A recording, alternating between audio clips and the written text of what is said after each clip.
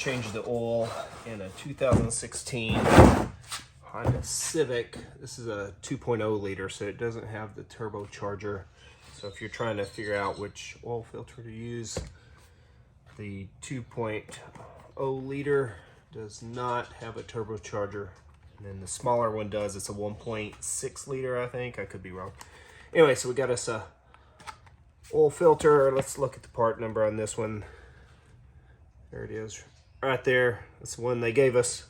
Just went up to the front desk, asked for the oil filter for the 2.0 liter. And then we've got our 0W20, which is what's recommended. And then we have an oil filter wrench. Probably won't need it, but we got it anyway. Container has 4.7 liters in it. It's recommended 4.4, so we'll have a little bit of extra, but my car needs some. Now this 0W20 for Accords, Civics, CRVs, and 2.0 4-cylinder, this is what's recommended. And that's what I've been using. Brand, it's up to you on the brand, whatever you like to use. This is just what I've been using, so I just continue to use the same oil all the way through the life cycle. As long as I can get that brand of oil, try to always use the same brand. I forgot to mention you'll also need a funnel once we start putting oil back in. Or with these types of ramps, you're gonna drag a little bit because this Civic is so low profile. It won't pull very much. I mean, there is about a 1/4 inch clearance, but again, you'll probably catch it just depending on inflation of the tires. Part of the ramp, you don't want to drive up too fast and go over that. I always forget where the hood release is on this, because this is on a CRV, or at least on my CRVs. You pull this and it'll pop the gas tank, and your hood release is on the inside here. But on the Civic, right there, easy to find. Pop the hood, that'll give us a little extra light down there. We're gonna be below it. All right. So I'm gonna put one on the other side. Do not forget these are on there when you back off. For every Honda that I've owned, if you forget what type of oil to use, the weight, it tells you right here. And almost every Honda I've had, it'll either be on the oil cap or somewhere up near the oil cap. Right here, just touched it, is the oil plug. So we're gonna, so let me unscrew that. We'll pull that up because we want the oil to go in there. So when you get ready to break this loose, bring this on and then bring that down. So you're gonna go towards the passenger side. So it's lefty-loosey, righty-tighty. Now I notice that there's a blue washer on here. This is the first time we've changed this oil since we purchased the car, and it was pre-owned. So a lot of times that means they may have had an oil leak.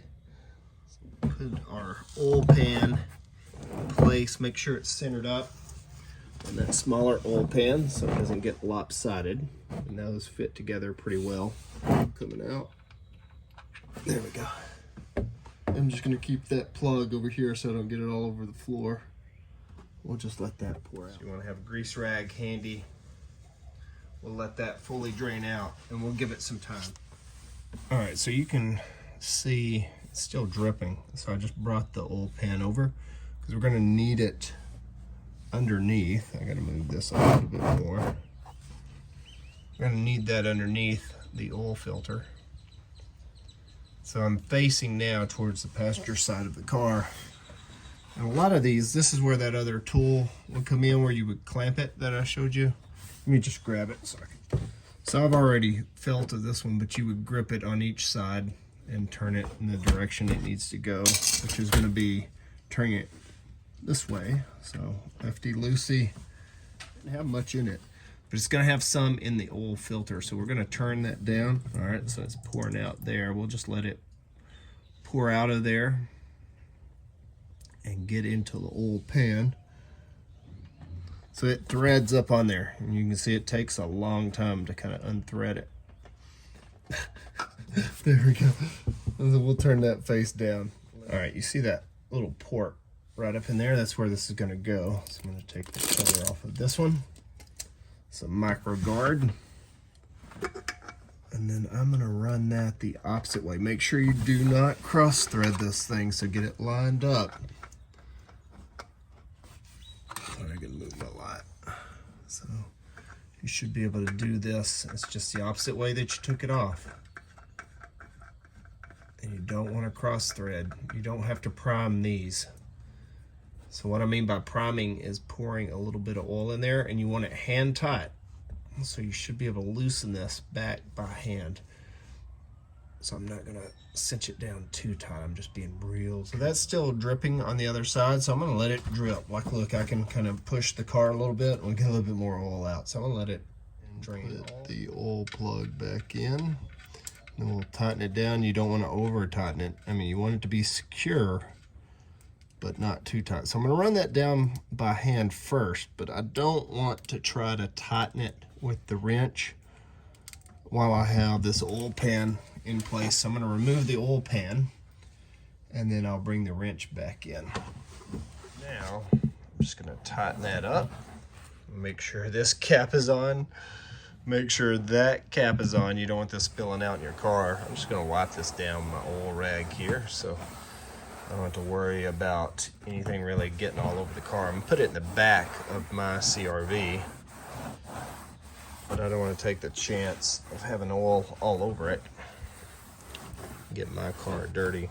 You might want to put a plastic bag or something down in the back, something just in case you have a spill, maybe an old trash bag. You don't have to worry about getting it all over your car. Tight by hand. Now again, you don't want to put this on super tight because you don't want to have a hard time getting it off. But you want it on tight enough so that it doesn't leak, obviously. I just want to look at that because this is the first time we've ever changed this one. So what I'm doing is I'm wiping down any place where oil might have come out, you know, from the filter. Let's just look at that for a little bit and see if it begins to leak before we do anything else. To park this on a spot that doesn't have any oil stains below it, you can even put like a piece of cardboard or something below it and see if it leaks, and then if it does, then you know you've got something to fix here. All right, now we've got to put the oil back in. And you'll want a funnel. Make sure you wipe down the funnel if it's been setting out. You don't want any dirt getting down inside your engine. Make sure it's nice and clean. So having a funnel with a backsplash is good. So when you pour this in, let's pretend we've got the oil in, and we start to pour this, we don't have to worry about it splashing out. Want to face the oil container towards that backsplash. You see how it started to kind of chug there? We don't want that to happen. Nice and slow. Let's pour the vast majority, because this had 4.7 liters and this takes 4.4. We don't want to put too much, but we've got this at an angle right now, so there's no way for the dipstick to be accurate. A little bit more in there. Let's save some so we can get this off the ramps now, and we'll be able to use the dipstick to check the levels off the ramps. Cap back on. So we got to remove the jack stands first, so we don't back off of there and knock a hole in the hub. We did, estimating how much oil need to be on there. The reason I'm wiping that off first is probably still had residual oil on there from before we changed it, so it won't give us an accurate reading. We're fairly level here, so we can trust this a little bit more. Yeah, so we're just barely touching the dipstick, so we are about a quart low right now. Let's go ahead and add some more.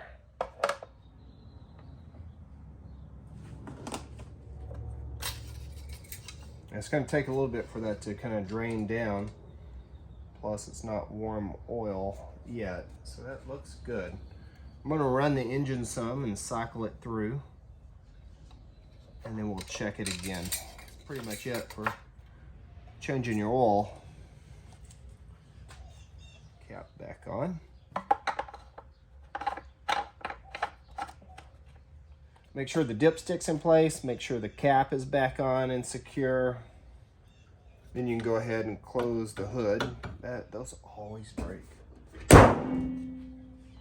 So don't press down on your hood, just drop it.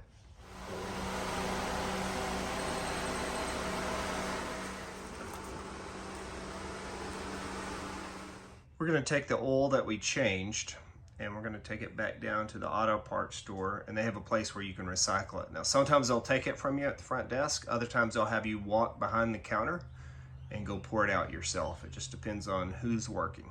Now once you've changed the oil, some models have like an info button over here and you can go through that process. But if you have the one that we have that doesn't have the push button, you have a key start, turn it to the on position, your dash will light up.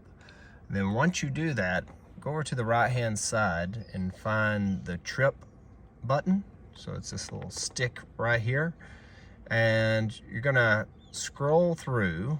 So I'm just pushing this in, and you'll notice that that's toggling through until you get to the oil life.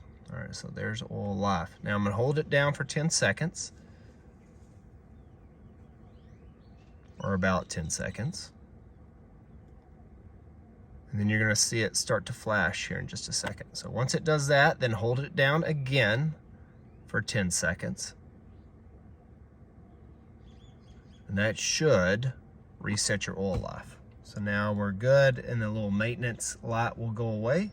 Looks good. Let's wipe that off and let's check it, because after we've driven around, we want to make sure that it's still touching the high. It is. So we are good to go now.